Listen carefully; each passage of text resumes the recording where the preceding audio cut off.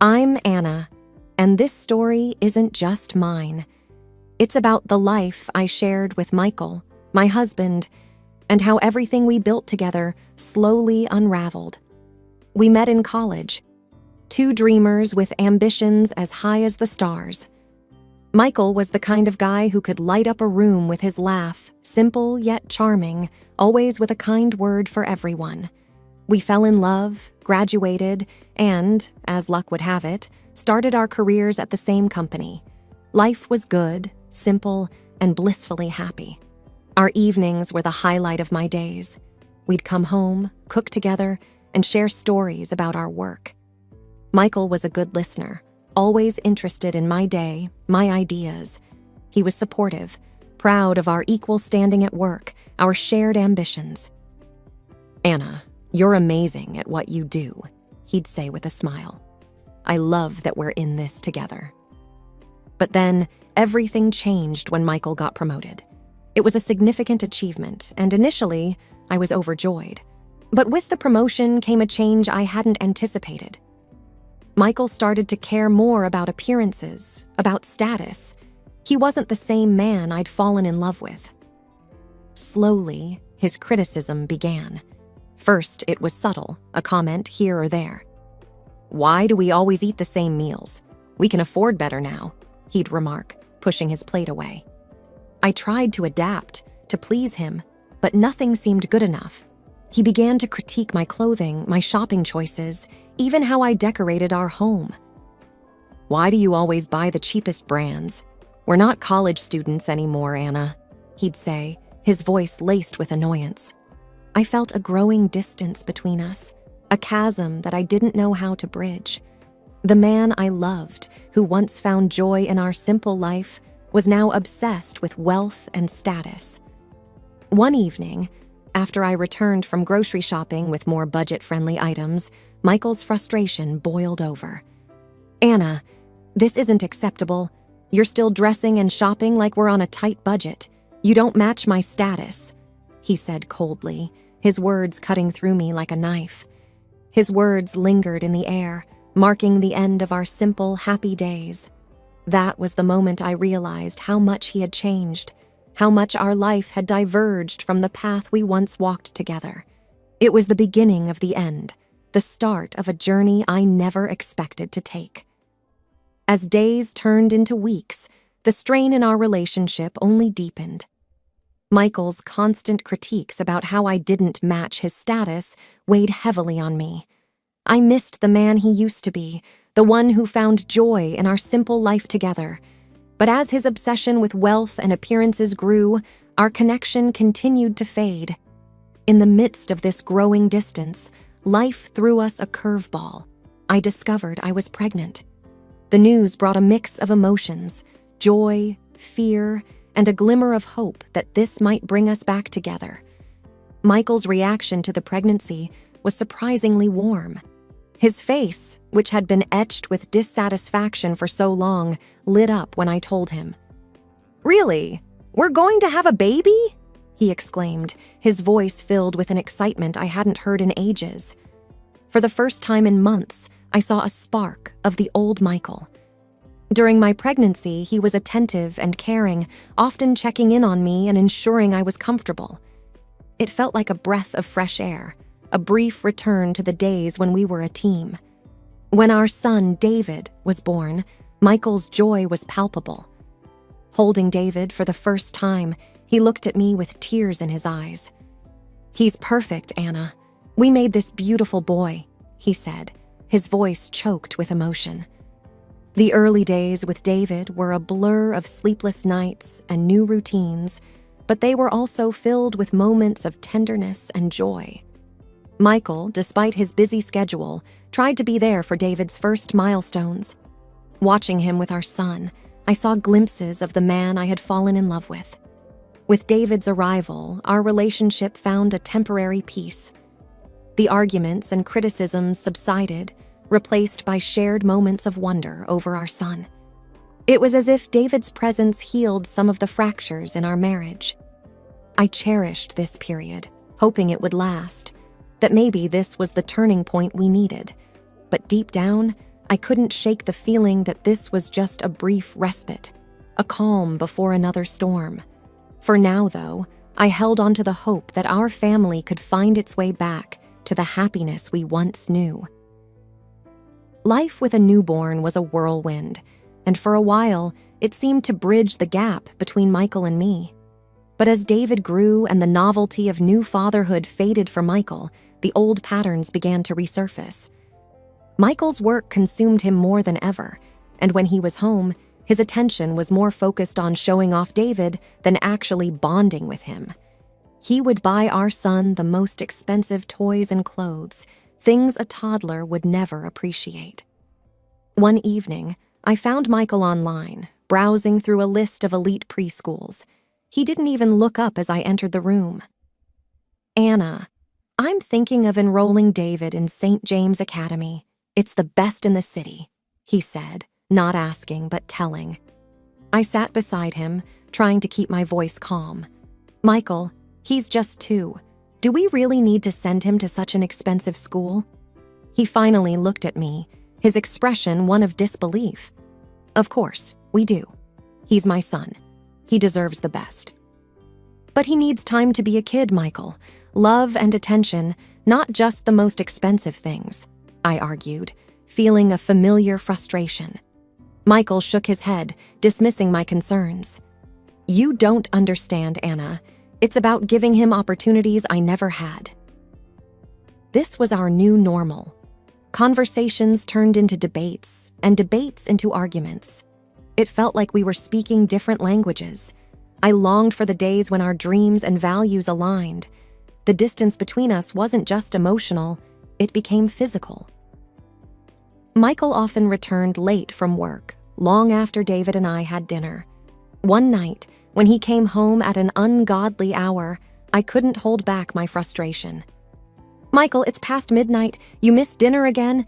David asked about you," I said, my voice laced with exhaustion. He shrugged off his coat, weary yet indifferent. "I'm the head of the department now, Anna. These late nights are just part of the job."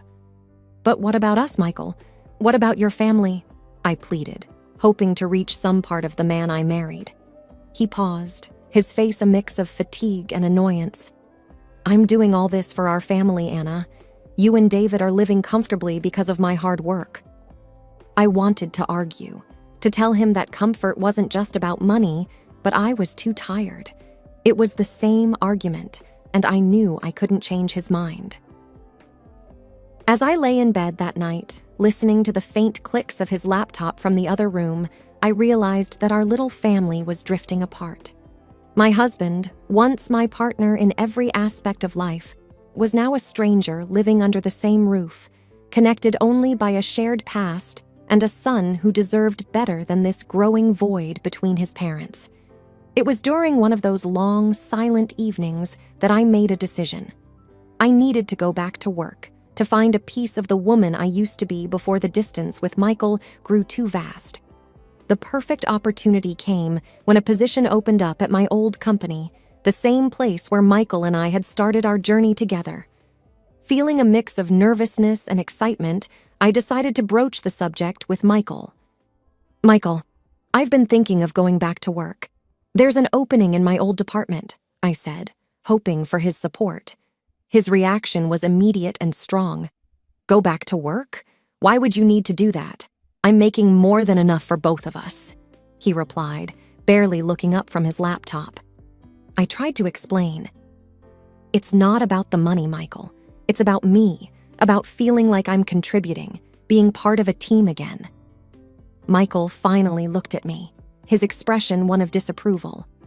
"You can contribute by taking care of David and the house. That's your team now." I couldn't hide my frustration.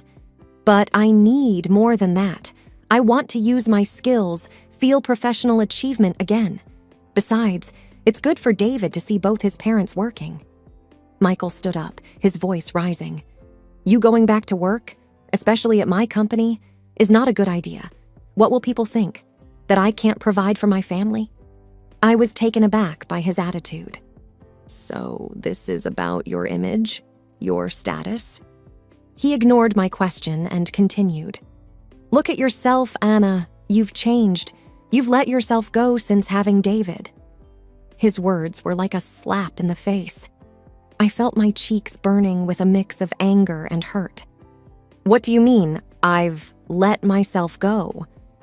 You know what I mean. You've gained weight. You hardly take care of yourself. It's not a good look, especially not for the wife of a department head, he said, his tone cold and detached. I was speechless, my heart pounding in my chest. The man who once loved me for who I was now stood there, criticizing my appearance, my worth. And frankly, he added, his words cutting deeper, I would be embarrassed to have you working at the company looking like this. I will be ashamed at work for such an ugly wife. I stood there, frozen, as he walked out of the room. His words echoed in my mind, a cruel reminder of how far we had drifted apart. That night, I lay awake, Michael's words replaying over and over.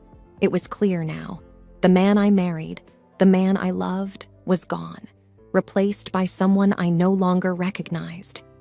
The days following Michael's harsh critique were some of the loneliest I had ever experienced. His words had cut deep, leaving me to question not just our relationship, but my self-worth. In the midst of this turmoil, an unexpected incident occurred that changed everything. It was a typical Thursday afternoon when the doorbell rang. I opened the door to find a delivery man holding a large, extravagant bouquet of flowers. Confused, I accepted the bouquet and the accompanying card, thinking maybe Michael was attempting an awkward apology. But as I opened the card, my heart sank. The words were like a punch to the gut. To the most beautiful and perfect woman in the world, with the most charming youth and slender waist, which can be embraced with 2 hands. The words mocked me, a stark contrast to what Michael had said just days before. I felt a mix of anger and humiliation wash over me. This wasn't for me. It couldn't be. It was then I noticed the mistake in the address. The bouquet was meant for someone else. As I stood there trying to process this, my phone rang. It was Michael's new secretary, a young girl who had just started working for him. Michael had mentioned her once, laughing about how she was still studying and often mixed things up. Mrs. Smith, I'm so sorry. I think I've made a terrible mistake, she said, her voice anxious. What mistake? I asked, though I already had an idea. The flowers. They were meant for someone else. I'm so sorry. I sent them to the wrong address, she admitted, sounding flustered. A cold feeling settled in my stomach. Who were they meant for? I asked, my voice barely above a whisper. The secretary hesitated. I don't know her name. I'm just asked to send flowers and gifts sometimes. Please don't tell Mr. Smith I called. After we hung up, I stood in the middle of the living room, the unfaithful bouquet mocking me from the table. The realization of Michael's betrayal hit me hard. I felt a mix of anger, sadness, and disbelief. Without a second thought, I packed a bag for myself and David. I grabbed some of his favorite toys, his clothes, and the essentials. I couldn't stay in that house a moment longer, surrounded by the life I thought we had, which now felt like a lie. I left a note for Michael on the kitchen counter. I didn't wait for him to come home to offer excuses or explanations. I took David, who was confused but excited for an impromptu visit to Auntie's house, and left. Driving to my sister's place, I felt a strange mix of relief and heartache. The life I had known was crumbling, but I knew I needed to get away, to find some space to think and to protect David from the fallout. That evening, as I sat in my sister's living room, lost in thought, Michael showed up unexpectedly. He looked frantic, a stark contrast to his usual composed self. Anna, why did you leave? Why did you take David? He asked, his voice tinged with a mix of concern and anger. I confronted him directly. Why? Maybe because of the bouquet sent to your mistress, mistakenly delivered to your wife, I said, my voice steady but filled with hurt. Michael's face fell. That was a misunderstanding. The secretary, she made a mistake. I swear, there's nothing going on. I looked at him, trying to find a hint of the truth in his eyes, but all I saw was desperation. A mistake? Is that your best explanation? Before he could respond, I pulled out a packet of photos and laid them on the table. Then how do you explain these, Michael? His eyes widened as he looked at the photos of him with a young woman, clearly more than just colleagues. Where did you get these? He stammered. I hired a private detective. He's been very thorough.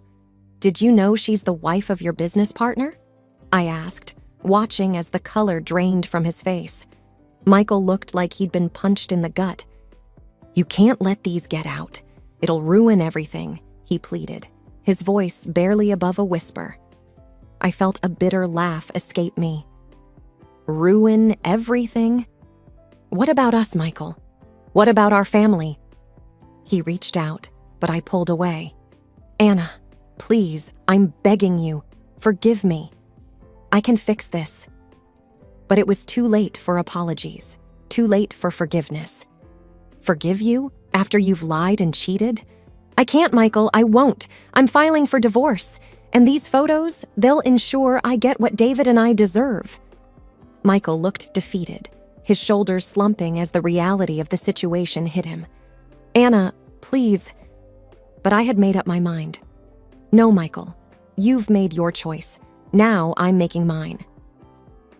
As he left, I knew that this was the end of our marriage. The evidence in my hands was more than just proof of his infidelity. It was the key to a new beginning for me and David.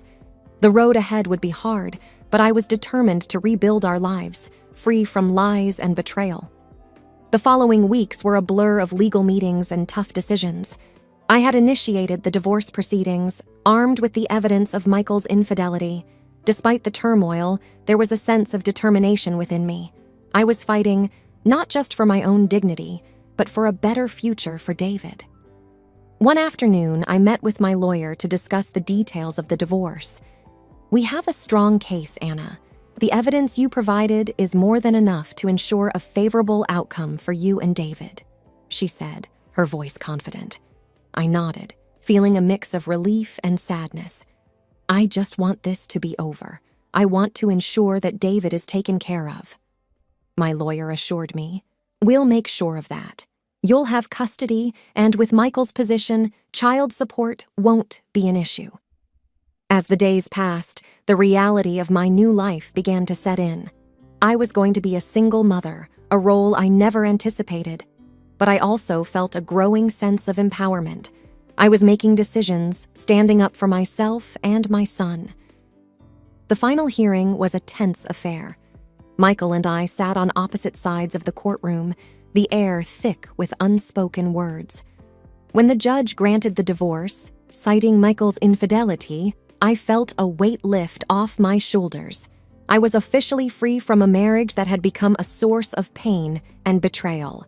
Outside the courtroom, Mikhail approached me. Anna, I'm sorry. I never wanted it to end like this, he said, his voice laced with defeat. I looked at him, seeing the man I once loved, now a stranger. It didn't have to be this way, Michael, but you made your choices. He nodded, a look of resignation on his face. I just hope one day you can forgive me, for David's sake. I took a deep breath. I'll always do what's best for David, but as for us, there's nothing left to say. Walking away from the courthouse, I felt a sense of closure. The divorce was not just the end of my marriage, but the beginning of a new chapter. I had stood up for myself, fought for what was right, and in the end, I had come out stronger. The finalization of the divorce marked the start of a new chapter in my life. It was a time of rebuilding, not just for me, but for David as well. We had both been through so much, and now it was time to look forward to a future that was ours to shape. One sunny afternoon, as David played in my sister's backyard, I sat with her on the porch, a cup of coffee in hand. "You know, I never thought I'd be here, starting over like this," I said, watching David chase butterflies. My sister, always my rock, smiled at me. "But you're not just starting over, Anna. You're starting fresh. There's a difference. You're stronger now, more aware of what you want and don't want." I nodded, feeling the truth in her words. "Yeah, I guess you're right. It's all so overwhelming at times." She reached over, squeezing my hand. "It's going to be okay. You've got this, and you've got us, always." I smiled, grateful for her support. "Thanks. I don't know what I'd do without you." As the days turned into weeks, I began to find my footing again. I returned to work, where I was greeted with warmth and understanding. It felt good to be back, to be productive and to engage with colleagues who respected and valued me. David, too, was adjusting. He missed his father, but we made sure he had regular visits. I wanted to ensure that, despite everything, he had a relationship with Michael. After all, whatever had happened between Michael and me, he was still David's dad. One evening, as I tucked David into bed, he looked up at me with his big, innocent eyes. "Mommy, are you happy?" he asked, his voice soft. I kissed his forehead, feeling a surge of love for my little boy. "Yes, David, I am. And I want you to always be happy too." He smiled, a sleepy, content smile. "I am, Mommy. I love you." "I love you too, sweetheart. More than anything," I whispered, turning off his light. That night, as I lay in bed, I thought about the journey I had been on. I thought about the future, uncertain but promising. I had dreams to chase, a career to build, and a beautiful son to raise. The road ahead wouldn't always be easy, but I was ready to face it head on. As I drifted off to sleep, I realized that this wasn't just a new beginning. It was a chance to write my own story, on my own terms. And with that thought, I welcomed the challenges and opportunities that lay ahead, ready to embrace them with an open heart and a newfound strength.